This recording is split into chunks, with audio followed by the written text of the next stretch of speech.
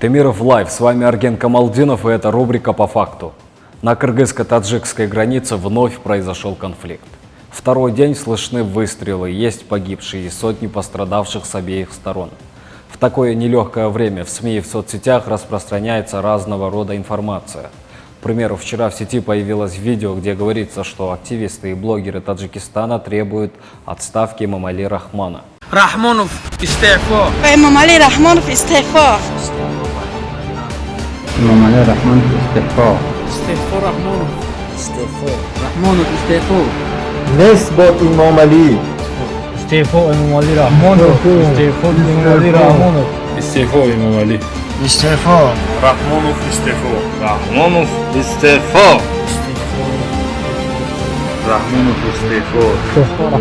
استعفاء استعفاء رحمانov. استعفاء رحمانوف истефа.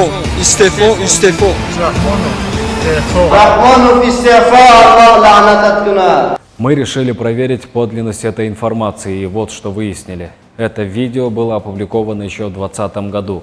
Тогда активисты, блогеры и некоторые граждане Таджикистана выразили свое недовольство диктаторскому правлению Эмомали Рахмона, который в 2020 году был переизбран на пост президента в 5-й раз, то есть он у власти с 1994 года.